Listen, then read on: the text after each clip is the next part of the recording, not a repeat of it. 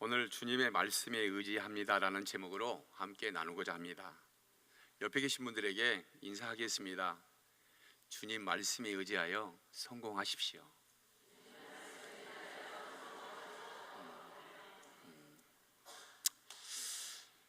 어느 시골에 한 어려운 가정에 있는 딸이 가출을 해서 뭔가 가출하면 그 어려운 시절에 있는 그 형편을 탈출하고자 나갔는데 세상을 아무리 가도 자기의 삶의 만족을 가질 수가 없었습니다.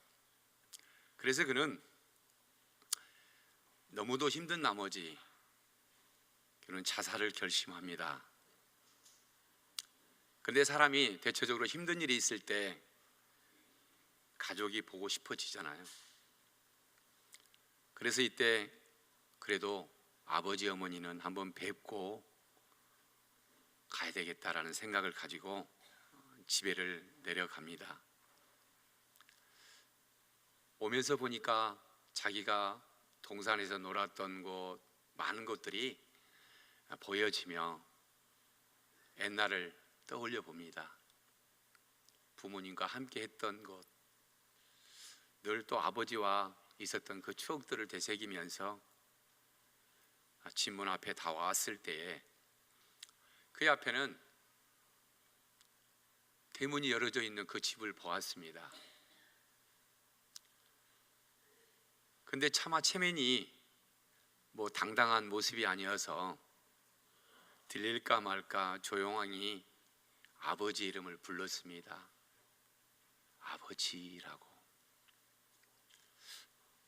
그런데 거의 뭐 들리지 않을 소리인데도 불구하고 아버지께서 벌떡 일어나서 뛰쳐나옵니다. 얘야 어디 있자 이제 오느냐, 너를 얼마나 기다렸는지 모른다라고.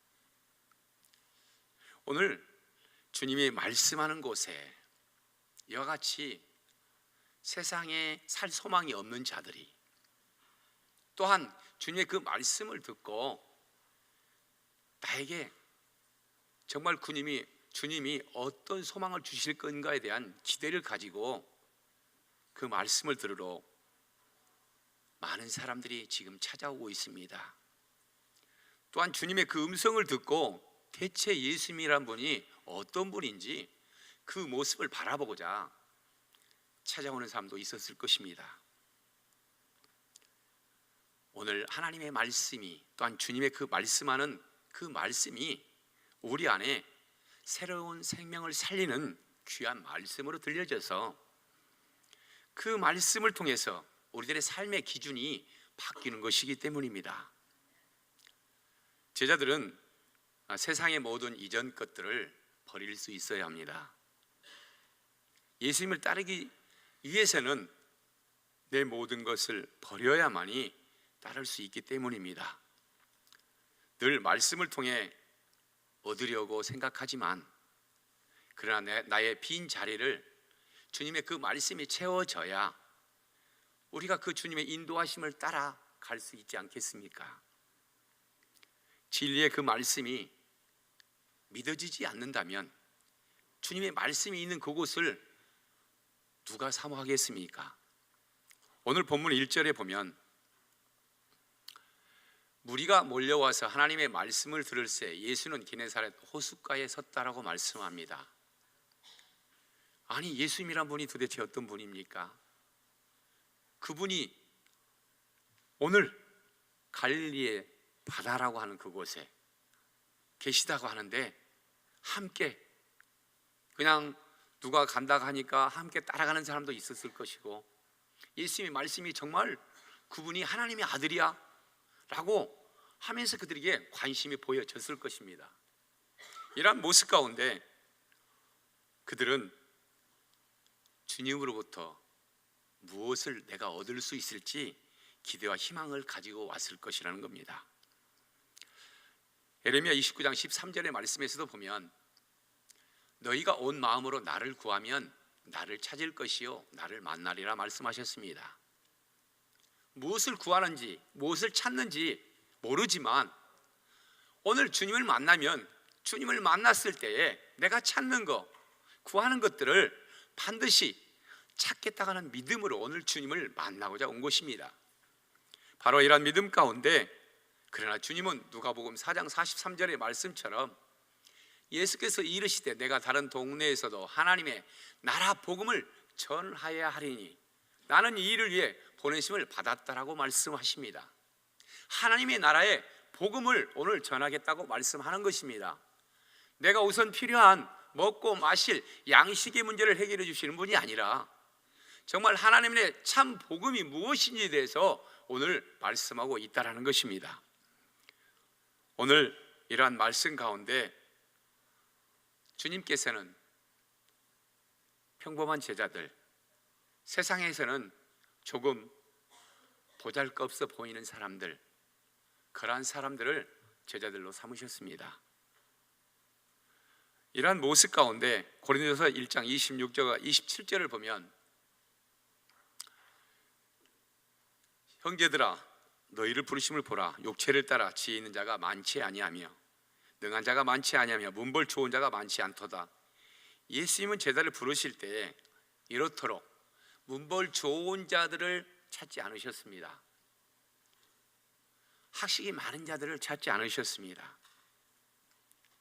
주님의 말씀을 듣고 오직 순복하며 그들 가운데 하나님의 나라를 증거할 사람을 찾고 있었던 것입니다.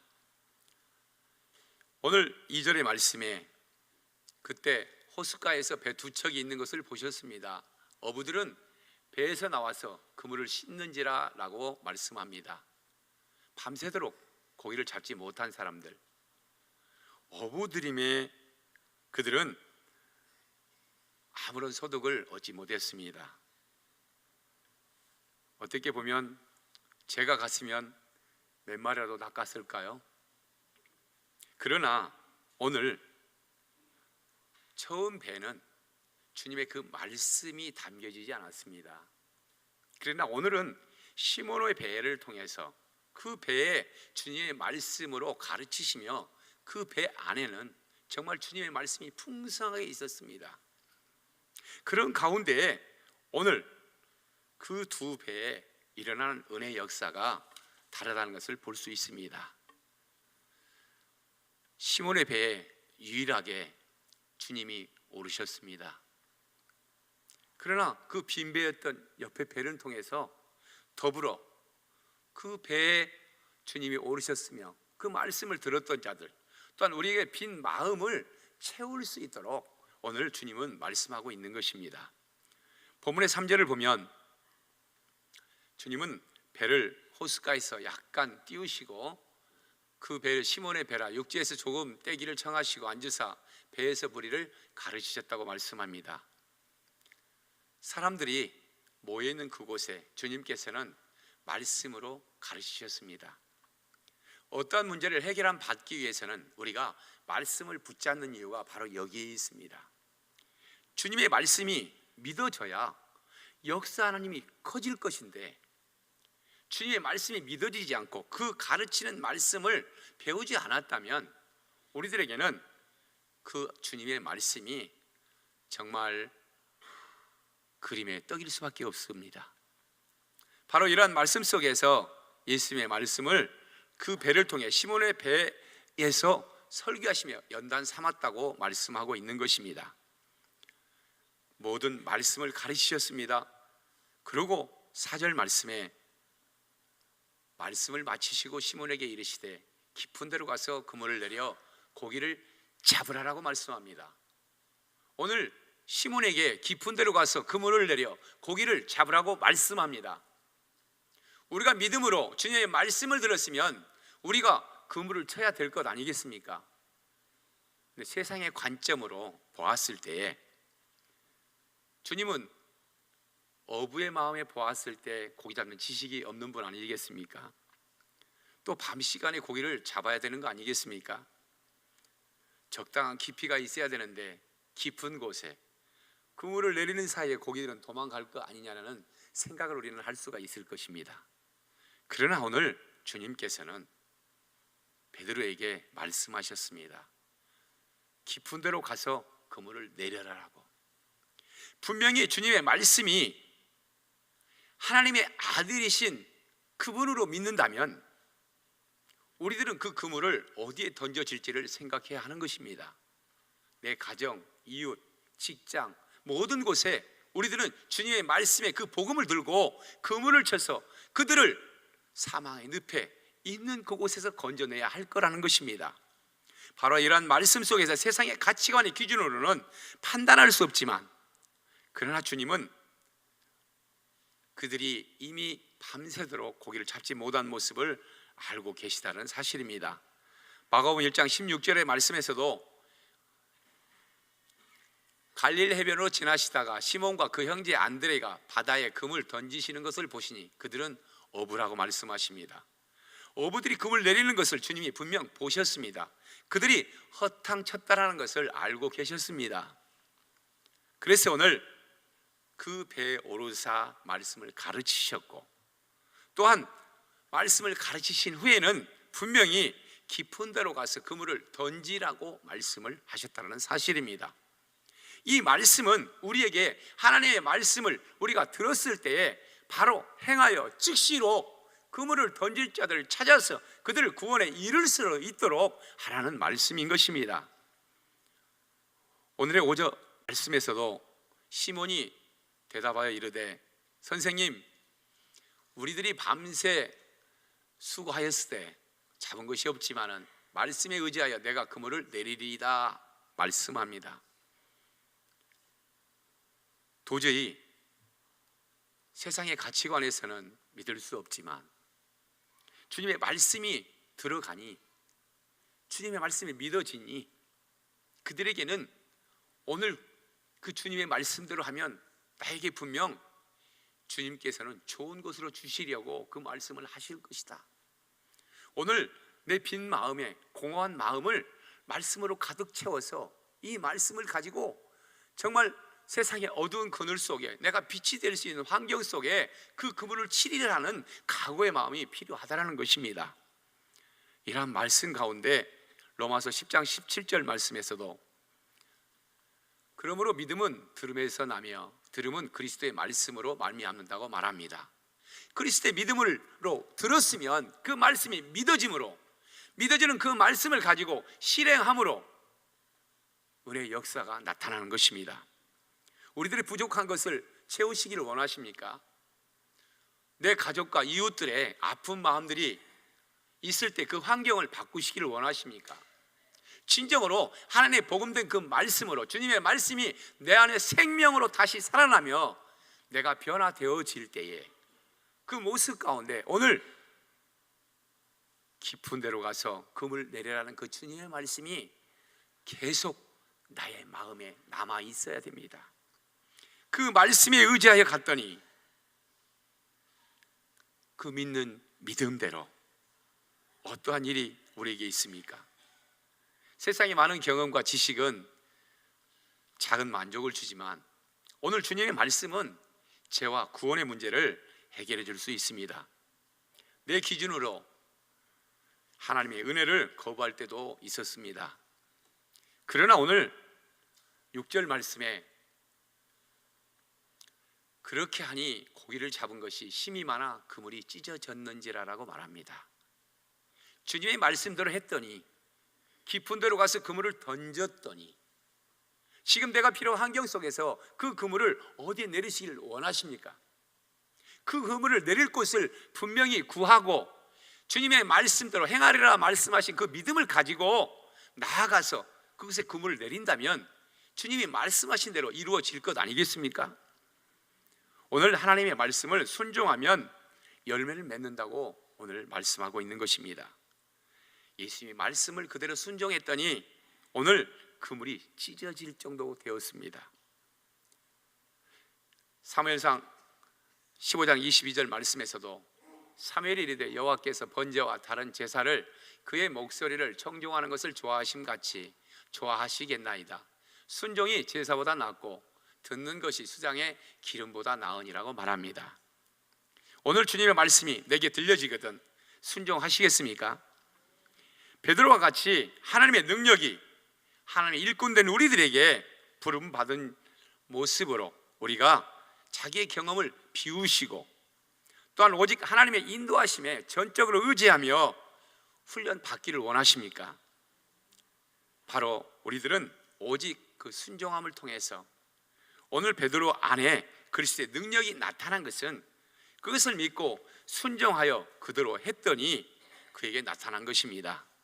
오늘 우리들에게도 주님의 말씀에 따라 순종할 때에 놀라운 그 은혜가 함께 임하는 것입니다. 오늘 7절 말씀에서도 시몬은 다른 배에 있는 동료들에게 손짓하여 와서 도와달라고 합니다. 그들이 와서 2배의 채움에 잠기게 되었다고 말하고 있습니다. 그렇습니다.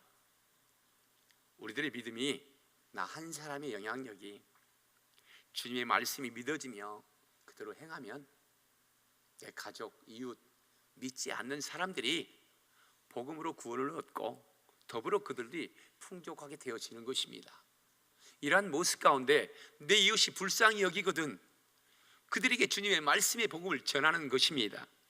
이 말씀을 전했더니 내가 하는 것이 아니라 어차피 하나님께서 하실 것을 알고 있기 때문에 우리들은 오직 주님께 순종만 하면 되어진다는 것입니다.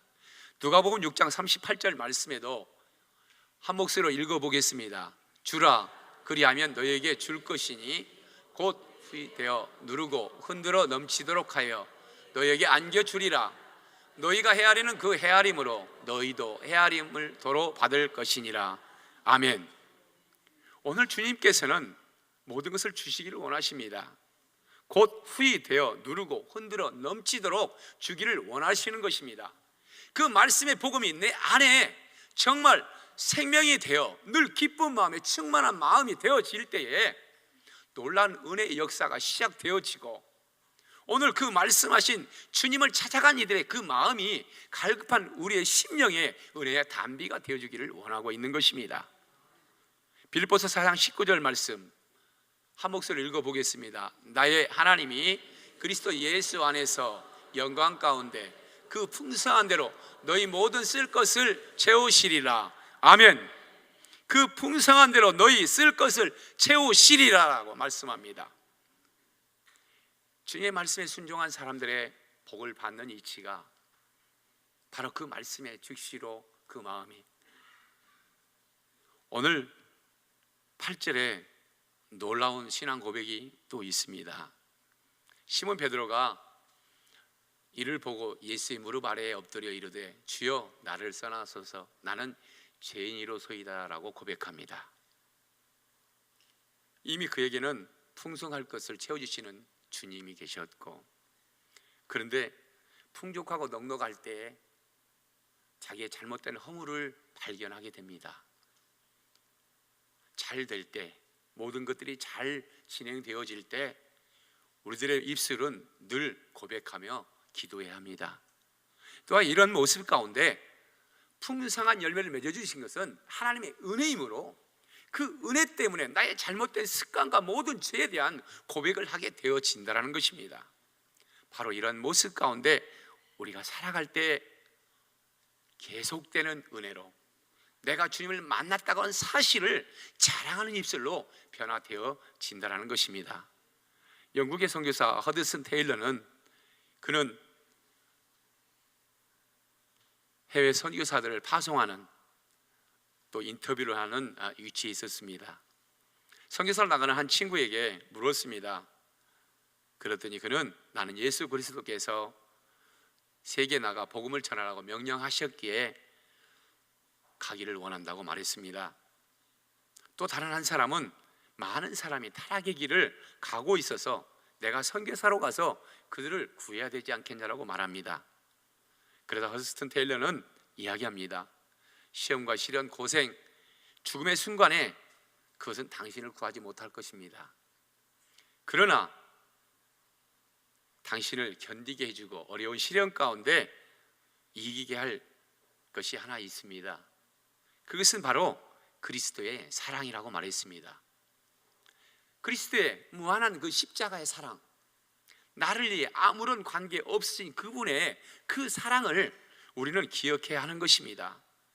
내가 지금 만족함이 있었다고 하는 이 사실은 바로 주님께서의 그러한 모진 고통과 슬픔을 다 이기셨기 때문에 우리에게 가능한 일 아니겠습니까? 디모데전서 1장 15절 말씀에 믿보다 모든 사람이 받을 만한 이 말이여 그리스도 예수께서 죄인을 구원하시려고 세상에 임하셨다 하였도다. 죄인 중에 내가 괴순이라고 오늘 바울은 고백합니다. 자신이 더 좋은 위치에 좋은 환경에 있을 때에 먼저 주님의 그 아픈 고통 속에 있었던 모습을 바라보는 것입니다. 이러한 삶 속에서 우리들이 겸손하게 무릎 꿇어지는 것입니다. 모든 삶에 포기되어야 할 일이 있을 때에 주님은 늘 우리에게 찾아와 주시며 우리에게 너의 쓸 것을 채우시리라 말씀하고 있는 것입니다. 빌립보서 3장 6절 말씀에서도 열심으로는 교회를 박해하고 율법의 의로는 흠이 없는 자라고 말합니다. 그러나 오늘 이 순간에 베드로는 고백합니다. 선생님이 아니라 주님이라고, 하나님과의 같은 동일하신 하나님이라는 것을 인정하며 오늘 그는 고백하고 있는 것입니다. 세상의 모든 기준으로 바라볼 수 없지만 그러나 오늘 야고보 요한이 함께 그 자리에 있으며 주님의 말씀을 듣고 복을 받은 것처럼, 그러나 풍성할 때에 그는 두려워했던 마음이 있습니다. 하나님의 심판을 두려워할 줄 알아야 된다는 것입니다. 하나님의 자비하심을 받기 위해 오늘 은혜를 구하며 그분의 은혜를 베풀었던 것에 감사하지만 그러나 분명한 심판의 날에 우리의 의를 심판하신다는 것을 기억하면서 그랬던 그의 모습이 11절 오늘 본문을 보면 그들은 곧 배를 호숫가에 댄 후에 모든 것을 버려두고 바로 주님을 따라갔습니다. 하나님 앞에서 죄인이었던 모습, 오늘 그러나 마태복음 4장 19절 말씀에 이렇게 말씀합니다. 예수님은 무서워 말라고 말합니다. 나를 따라오라, 내가 너희를 사람 낚는 어부가 되게 하리라고 말씀합니다. 우리들의 모든 만족으로 채워주신 그분의 삶에 우리의 쓸 것을 공급받은 우리들은 주님의 복음을 위해 분명히 쓸 수 있어야 합니다. 이런 마음 가운데 우리는 사람을 낚는 어부로서 그 깨끗이 손질된 그물을 가지고, 또한 그 손질된 그물은 내 모습으로 정말 주님이 바라고 원하는 모습 가운데 그것을 사용할 것을 잘 찾아가야 된다는 것입니다. 이런 말씀 가운데 세상에 하나님께서 주신 것만큼 아름다운 게 무엇이 있겠습니까? 바로 죽은 사람을 영원히 살리는 것, 이건 어느 누구도 할 수 없는 일 아니겠습니까? 그러나 오늘 이사야서 52장 7절의 말씀을 보면 좋은 소식을 전하며 평화를 공포하며 복된 좋은 소식을 가져오며 구원을 공포하며 시온을 향하여 이르기를 내 하나님이 통치하신다 하는 자의 산을 넘는 발이 어찌 그리 아름다운가라고 표현하고 있습니다. 주님의 모습 가운데 주님의 기쁜 소식은 아름답고 기쁜 소식입니다. 이 소식을 나 혼자 공유하며 다른 사람에게 전하지 않는다면 주님이 기뻐하지 않으십니다. 우리가 제자로서의 분명한 소명은 그 주님의 말씀이 믿어지며 그 말씀대로 정말 많은 사람들의 영향력을 끼치고, 그러나 오늘 모든 것을 버려둔다라고 하는 사실은 그리스도보다도 더 사랑해서는 안 될 것들이 있다고 말씀하는 겁니다. 하나님과 그의 나라를 위해 구하는 것, 헌신적인 삶을 위해 살아가는 것, 바로 이러한 모습들이 오늘 주님이 원하는 삶이라는 것입니다. 스페인의 귀족이며 명문대학의 교수였던 라모닐은 유명한 장래를 포기하고 무슬림의 복음화를 위해서 그는 나갔습니다. 그는 여러 번 추방을 당했고 그러나 감옥에도 감금도 되었습니다. 그러나 그가 돌에 맞아 죽는 순간이 되었을 때에 그의 입에서는 오직 예수뿐이었습니다. 그는 이렇게 이야기합니다. 사랑하지 않는 사람은 살아있지 않은 것이라고. 그리스도에 인하여 사람은 결코 죽지 않을 거라고. 그러면서 그는 안수식 때에 나 자신과 아내, 자녀, 자기의 모든 소유를 하나님께 이미 드렸습니다. 오늘 우리가 죽는 날까지 포기하지 않는 그의 믿음의 신앙을 본받아서 과연 우리가 살아갈 때에 결국 기적의 주인공이 되어질 것입니다. 주님의 말씀이, 세상의 모든 경험이 나를 변화시키는 것이 아니라 예수 그리스도의 능력이 바로 나를 변화시키기 때문입니다.